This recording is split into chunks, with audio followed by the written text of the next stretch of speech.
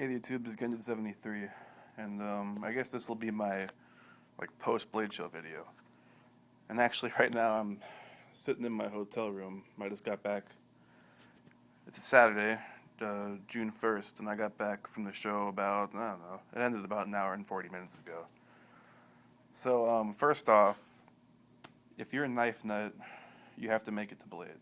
Period. No questions asked. It's one of those bucket list things that if you're into knives, you just need to experience it. It's really amazing, seeing it's funny because there's so many people here for it that basically in the hotel and outside and everywhere nearby, everyone's a knife nut. I'm in the Sheraton Galleria, and on one night I was taking the elevator up, and the other guy in the elevator worked for DDR, and the next night it was a custom knife maker. I was just walking around, and it's like, I'm just standing there and I look over and it's like Lynn Thompson with Andrew Demko and a few other people talking. Or I see Rick Hinder walk by. It's just kind of surreal just to see all these people that you've seen their knives and the stuff they've done, and you may have seen their face or video or picture or whatever, but to see them all in such close proximity is surreal, to say the least. So I guess I'll show what I got all here. The background is this gun mat that I got from Hogue. I was just walking by their booth and they were giving these away, so I thought it was pretty cool. It's like olive drab and thick rubber. It's very nice. The first thing that I had done, sorry, I only have one hand available right now. This is my ZTO 550. This is what I actually brought with the EDC. So I didn't bring my Para 2 or my Skyline. And the reason why was because Hinder was signing knives he's designed. So he had an etcher, and he has etched his name on there. I think it looks really cool, personally. It's it's not super standouty, if that's even a word, but it's classy, to say the least. And he didn't charge anything about it, for it. So it was really cool that he took the time to do that.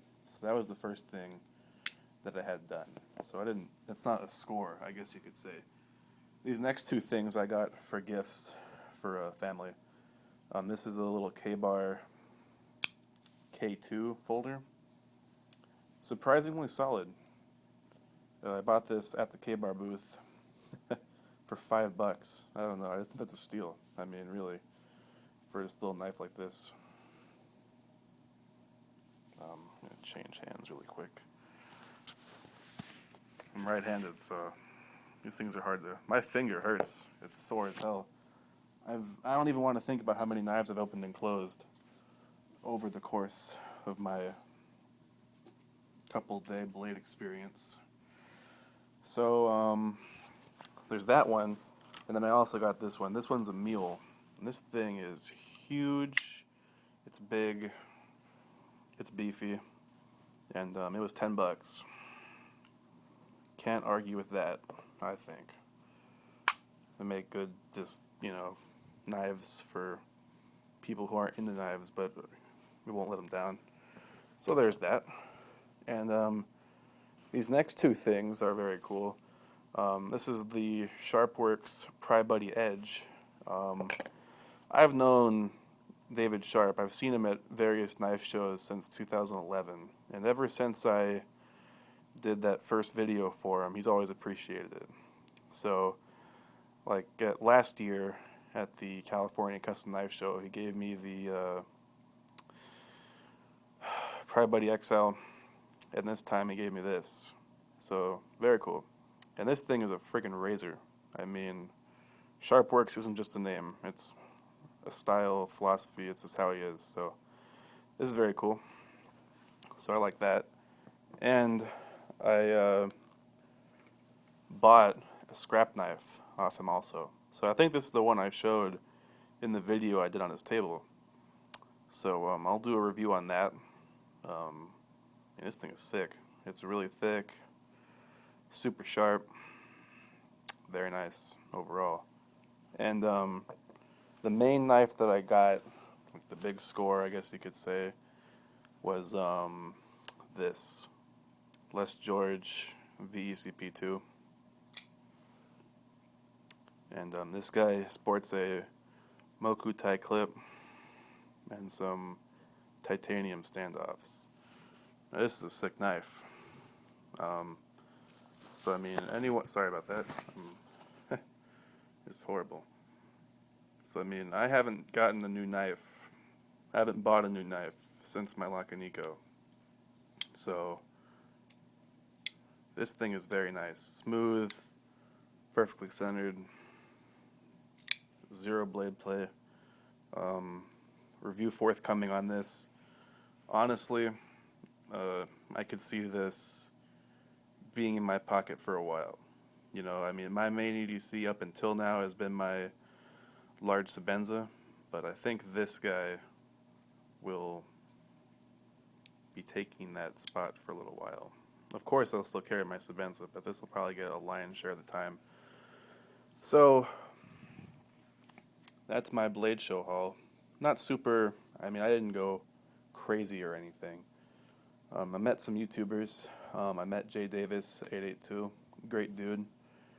I actually bought this off him because he was wanting money for Shirogorov, so that's cool. So I met him. I met fellow YouTuber Duval Drummer, Keenan, great dude, real nice guy, fun to hang out with other knife people. I met Gavco. I met Tough Thumbs. I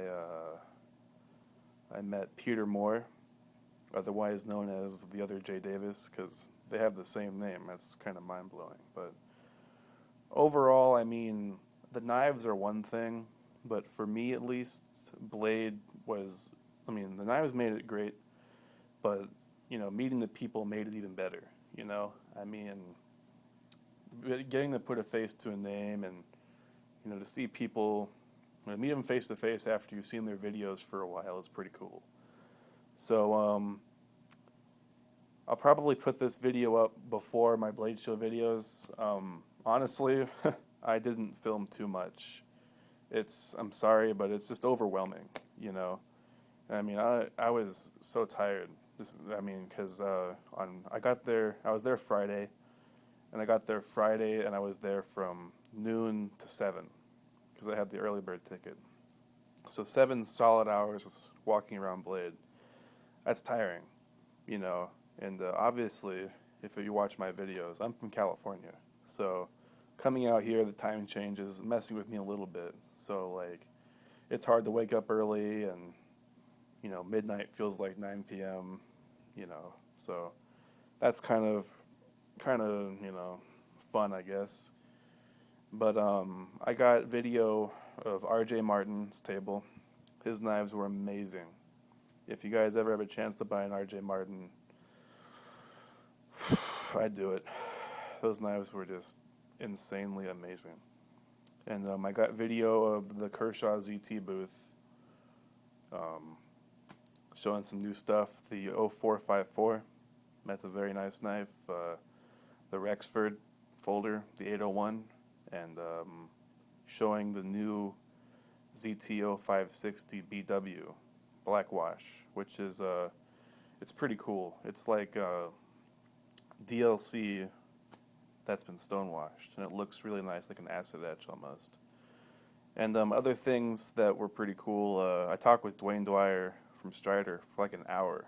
He was talking about this really cool material that they've come up with where it's basically, it's non-ferrous metal with no iron in it, so it's completely rust-proof, but it can be hardened to 60 Rockwell. So really, that's pretty cool, because like H1 is rust-proof, but it's soft. So this stuff should be pretty cool, and he had some knives made out of that. So yeah. So sorry I don't have more videos. I just have like 3. It's about 5 minutes total, and I'll probably just put them up separately because I don't feel like editing, because editing takes a while. So there's this video. Oh, and I made an EDC video too, which is kind of boring, but whatever. It's an EDC video. What's new? So there's that. So an EDC video, a few table videos, and this. And obviously, like I said, reviews on the VECP, the scrap knife, the Pry Buddy Edge. I'll probably make a video talking about the just the Pry Buddy family. One thing about the Pry Buddies, if you guys like the XL Pry Buddy, which is basically this size but just a pry bar, those are probably going to be discontinued. So if you want one of those, I'd get on that if I were you, because they're not going to be around too much longer.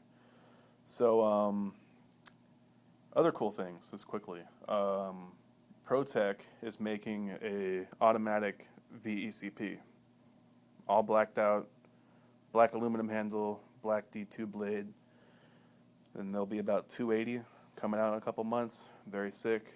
Spyderco had a bunch of cool stuff that I couldn't tape or record or anything, but really just some amazing stuff in their concept models. You know, like there was one. It was a Sergey. I think I can talk about it because I mean they were talking about it there. There was this one where it was a Sergey Pachenko dog tag. It looked like a dog tag, but it had a little blade built into it. Very cool. But the thing that amazed me was Spyderco has this knife. It'll be coming out, I think, early next year. I don't remember the name of it, but it was huge. All right. I mean, I have big hands, but this knife easily had a 6-inch blade, maybe 6.5, with a G10 handle that was easily as long, maybe longer. It was huge overall. I mean, it was like a Cold Steel sized knife.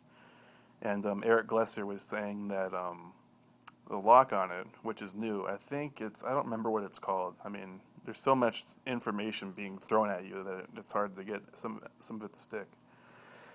But this knife was called, I think, the Big Power Lock, I'll just call it, because that sounds sort of familiar. And even with a 6-inch blade, this knife could hold 1,000 pounds off it, right? Because Spyderco has a machine that breaks knives and measures how much force it takes to break. The machine maxed out before it could break the knife. It could only go to a half ton. So who knows how strong the thing really is. But that'll be hitting the shelves like next year. That thing is pretty darn insane. So if you like big, beefy, and Spyderco, I guess you're in for a treat. So overall, Blade Show was great. I hope to make it back at some point in the future. Probably not in any years soon, but a few years from now, who knows. So that's that. My Blade Show wrap-up video. If you guys have any questions about anything, like a booth, I could answer it for you. I mean, I might not have video, but I saw a lot of stuff. So if you wanted to ask about it, and then some of the things too with the videos, like just off the top of my head, someone wanted to see Birch Tree, but he sold out of knives the first day, so there's nothing to show. Same thing for Alan Elishewitz. Brad Southard couldn't make it because he had a family member pass away. Kirby Lambert wasn't there because it's just tragic. His infant child died. So stuff like that. I mean, I can't film that kind of. If they're not there, I mean, there's nothing I can do about that. So sorry. So prayers out to those guys. So anyway, I'll see you guys in the next video. Bye.